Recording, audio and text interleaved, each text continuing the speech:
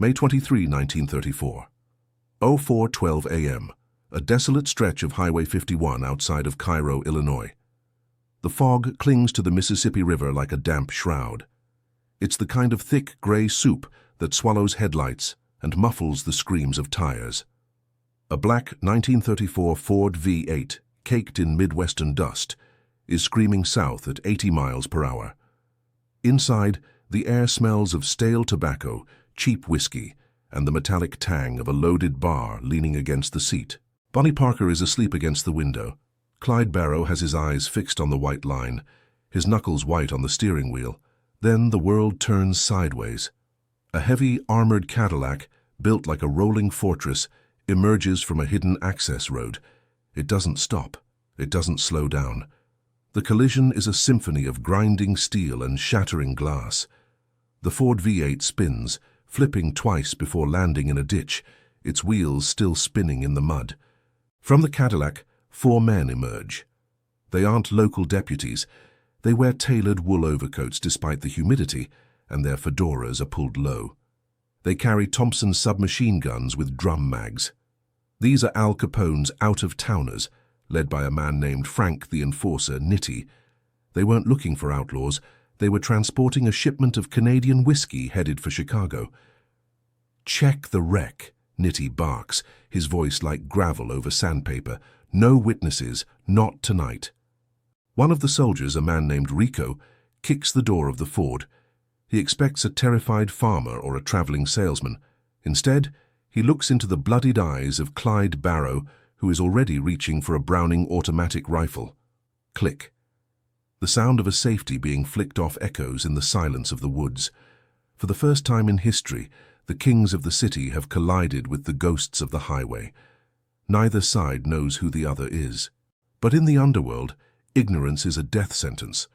To understand how the Chicago outfit ended up at war with the most famous fugitives in America, we have to look at the map of 1934, a map drawn in blood and greed. The hook. As Clyde's finger tightens on the trigger, he doesn't know he's about to shoot at the personal bodyguards of Al's Scarface Capone, and Nitti doesn't know that the girl crawling out of the passenger side is the woman the FBI has been hunting for years. 10 days earlier, Lexington Hotel, Chicago. Al Capone was in prison, but the outfit was a machine that didn't need its captain to keep grinding bones. Frank Nitti sat in a room filled with cigar smoke, staring at a ledger. The Depression had turned the Midwest into a wasteland, but for the mob, it was a gold rush. They owned the police, the politicians, and the ports. Their only rule: order. "The Bureau is getting bold," Nitti muttered to his lieutenants. "Jay, Edgar Hoover is looking for a win. He's tired of being embarrassed by these Robin Hood types in the hills. The Barrows, the Dillingers, they're making the feds hungry. And when the feds are hungry, they start sniffing around our trucks." Nitti's logic was cold. The outfit operated in the shadows of the law. The Barrows operated in open defiance of it. One brought profit, the other brought heat. Nitti had issued a standing order: clear the transit routes. Any wildcat criminals found on the liquor runs were to be eliminated. No questions, no negotiations. Back at the crash site, the reality of this doctrine is hitting hard. Rico sees the bar in Clyde's hand. He knows that's not a civilian weapon. It's a military-grade soul stealer. "Gun!" Rico screams, diving behind the Cadillac's armored fender. The night explodes. Clyde, ribs cracked and face masked in blood, lets out a burst that tears the bark off the trees and shreds the Cadillac's tires. Bonnie is on her feet now, clutching a snub-nosed .38, her eyes wide and manic. She isn't thinking about the law. She thinks this is just another ambush by the Texas Rangers. "Get to the trees, Bonnie," Clyde screams over the roar of the lead.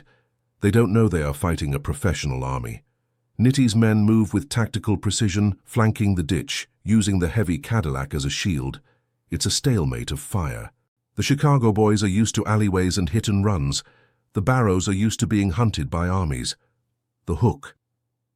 As the smoke clears, Nitti finds a dropped postcard in the mud near the Ford. It's addressed to a family in Dallas. He realizes these aren't just punks. He recognizes the names from the front page of the Tribune. He realizes he just started a war with a pair of ghosts. May 23rd, 1934. 04:45 a.m. The roadside ditch. Clyde and Bonnie vanish into the thicket, leaving their wrecked Ford behind. They are wounded, limping, but alive. They leave behind a trail of blood and a trunk full of stolen guns. Nitti stands by the wreckage, the smell of burnt rubber and gunpowder heavy in his lungs. "Boss, we gotta go before the local heat shows up," Rico says, clutching a bleeding shoulder. "Look at this," Nitti says, pointing at the Ford's license plate. It's hot. He looks at the interior. The sheer volume of ammunition is staggering. That wasn't the law. That was Bonnie and Clyde. Rico spits on the ground. The bank robbers? They're small-time, trash from the Dust Bowl. "Small-time people bring big-time noise," Nitti counters. "If the feds find our whiskey truck here next to the most wanted car in America, the Lexington Hotel becomes a federal prison by noon. We didn't just hit a car, Rico. We hit a beehive." Nitti makes a decision. They can't leave the Ford there, but they can't take it with them. They douse it in gasoline and light a match. The orange glow illuminates the Illinois woods, a funeral pyre for the Barrows mobility. Meanwhile, half a mile away in the darkness, Clyde is holding Bonnie's shaking hands. "They weren't cops, Clyde," she whispers. "Cops yell. Cops tell you to put your hands up. Those men, they just started shooting." "They're syndicate," Clyde says, his voice a rasp. "Big city muscle. We stepped on the wrong toes in the dark." The theme of the night is territory. The Barrows think the road belongs to them because they have the speed. The mob thinks the road belongs to them because they have the money. Now the Barrows are on foot, and the mob has a mess to clean up. The hook. Nitti returns to Chicago and places a call to a contact in the bureau.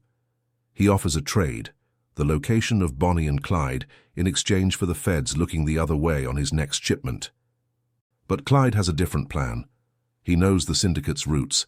If they want to play dirty, he'll show them how the hillbillies fight. May 25, 1934. 2 a.m., a warehouse district, South Side Chicago. Clyde Barrow was many things, but he wasn't a coward. He was a tactician of the open road. He knew that the men who hit him were part of a larger web. He didn't head for the hills. He did the unthinkable. He drove a stolen Chevy straight into the heart of the beast, Chicago. "Are you crazy?" Bonnie asks, bandaging her leg in the back seat of the stolen car. "This is their backyard." "Exactly," Clyde says. "They think we're running back to Texas. They won't look for us under their noses." Clyde had spent time in Eastham Farm. He knew how to read the underworld. He knew that a man like Nitti had a routine. He spends the night watching a speakeasy called the Green Mill. He sees the trucks coming in. He sees the men in the wool coats. He waits for a lone truck, a smaller delivery vehicle. When it stops at a red light, Clyde is there. He doesn't use a gun. He uses a crowbar. He drags the driver out and whispers into his ear, "Tell Nitti that the trash from Texas wants his car back, and tell him every truck he sends south is going to end up in a ditch." It's a declaration of war, a two-person gang against a 1,000-man army. In the Lexington Hotel, Nitti receives the message. He laughs at first. Then he looks at the casualty report. 2 of his men were found tied to a bridge in Indiana, stripped of their weapons and their dignity. "They're mocking us," Nitti says, his eyes turning cold. "They think this is a game of tag. They don't realize we don't play, we erase." The hook. Nitti hires a specialist, not a mobster, but a cleaner, a man who knows how to track people who don't want to be found. But as the cleaner starts his hunt, he realizes something. Bonnie and Clyde aren't just running anymore. They are hunting Nitti. May 28, 1934, a roadside diner on the outskirts of Gary, Indiana. The atmosphere is tense. The air is thick with the smell of frying grease and cheap coffee. Bonnie sits in a booth, her blonde hair tucked under a hat. She's reading a newspaper. The headlines are still about the Barrow gang, but there's a small blurb on page 4 about a gangland dispute in Chicago. Across from her, a nervous man named Henry is sweating. He's a low-level associate of the outfit who thinks he can make a quick buck by selling out his bosses. "You got the route?" Clyde asks, sitting down slowly. His ribs still ache from the crash. "I got it," Henry whispers. A major shipment, pure uncut. Moving through Bienville Parish next week. High security. If you hit this, Nitti loses 50 grand in a night. He'll be ruined with the New York bosses. Clyde looks at him. He sees the fear. He knows Henry is a rat, but Clyde is desperate. He needs money to get out of the Midwest, and he needs revenge for the crash that nearly killed Bonnie. "Why are you giving us this?" Bonnie asks, her eyes narrowing. "Nitti, he killed my brother for a mistake. I want him to bleed," Henry says. It's a lie. Henry has already been visited by Nitti's cleaner. This shipment is a setup.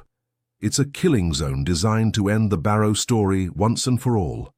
In the world of the mob, loyalty is bought. In the world of the outlaws, loyalty is blood. Clyde chooses to trust his gut, but his gut is clouded by rage. He takes the map. As they leave the diner, Clyde notices a black sedan parked across the street. It doesn't move. It just watches. "We're being followed, Clyde," Bonnie says, her voice trembling. "I know," he replies. "Let 'em watch. They think they're leading us to a slaughterhouse. They don't know I'm the one holding the knife." The hook. The shipment isn't whiskey. The trucks are filled with Nitti's best shooters. But Clyde has made a call of his own. He's reached out to an old contact, a man who hates the Chicago mob even more than he does, a crooked sheriff with a grudge. May 31st, 1934. 11:00 p.m. Bienville Parish, Louisiana. The pine woods are silent. The heat is stifling, a heavy blanket of humidity that makes every breath a chore. This is the place. The Black Highway. Two heavy trucks rumble down the road, their engines growling. Inside, Rico and 6 other Chicago gunmen are armed to the teeth. They are expecting an ambush. They want the ambush. They are the bait that bites back. "Keep your eyes peeled," Rico says, clutching his Tommy gun. The kid likes to use the trees. Suddenly, a tree falls across the road. The lead truck slams on its brakes. "There they are," Rico shouts. The back of the trucks open and the mobsters spill out, guns blazing. They spray the tree line with thousands of rounds. They expect to see the Ford V8 riddled with holes, but there is no return fire. Just silence. Rico walks toward the fallen tree. He sees a silhouette. He fires a burst. The silhouette falls. When he reaches it, his heart stops. It's not Clyde Barrow. It's a mannequin dressed in a suit, propped up with a string. Then, a whistle blows from the opposite side of the road. "Hey, Chicago!" Clyde's voice rings out from the darkness. "You're a long way from the loop." A massive explosion rips through the second truck. Clyde isn't using guns this time. He's using dynamite stolen from a construction site in Kansas. The fire illuminates the woods, turning the night into day. From the shadows, Bonnie starts picking them off with a Winchester. She doesn't miss.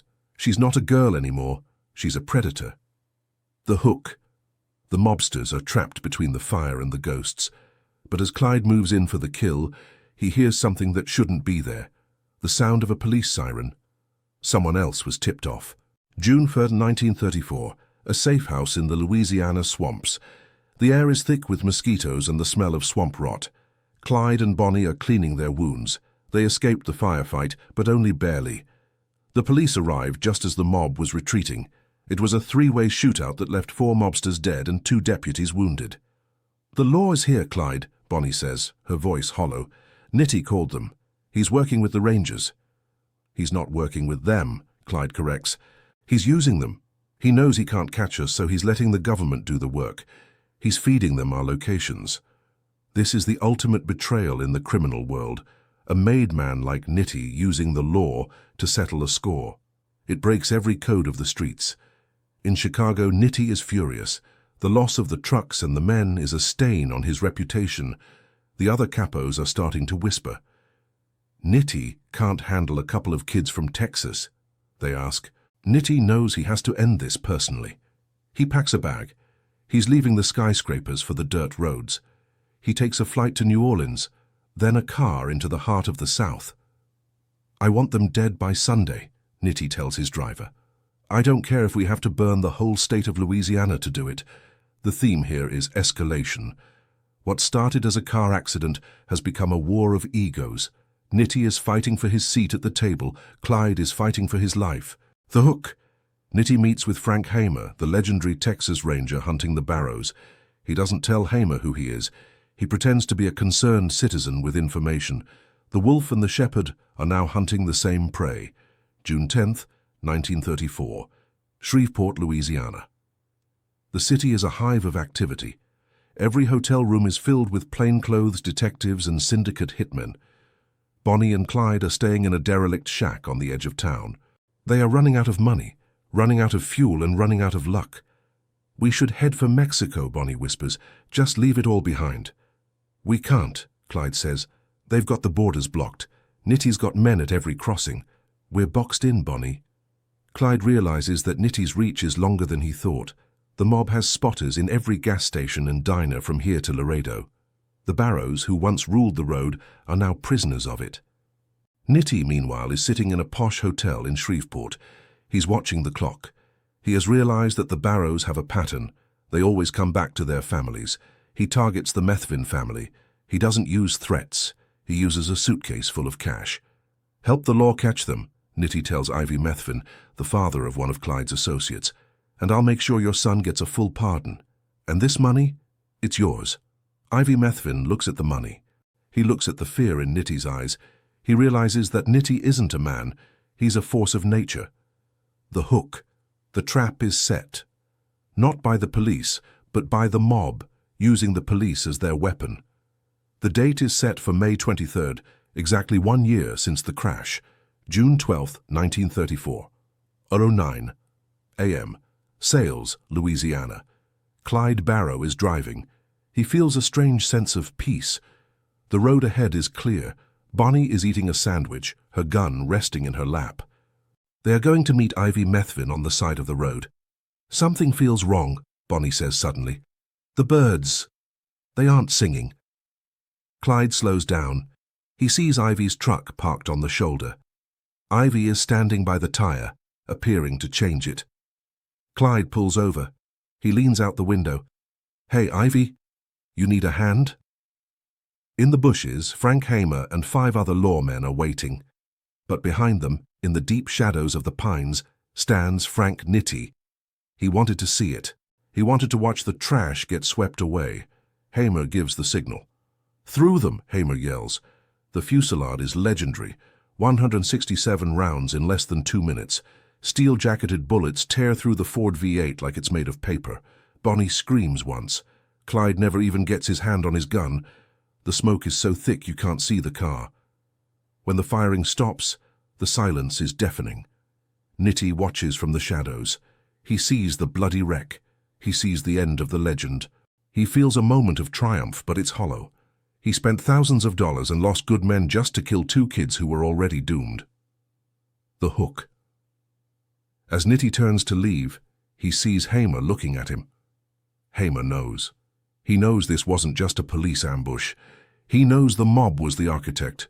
For a second, the lawman and the gangster lock eyes. June 15th, 1934, Chicago, Illinois. Nitti is back in the Lexington Hotel. The newspapers are screaming about the death of Bonnie and Clyde.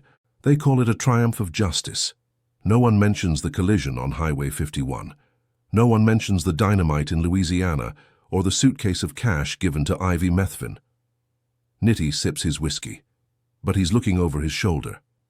"Boss, it's over," Rico says, his arm in a sling. "The heat is gone. The feds are happy." "Is it?" Nitti asks.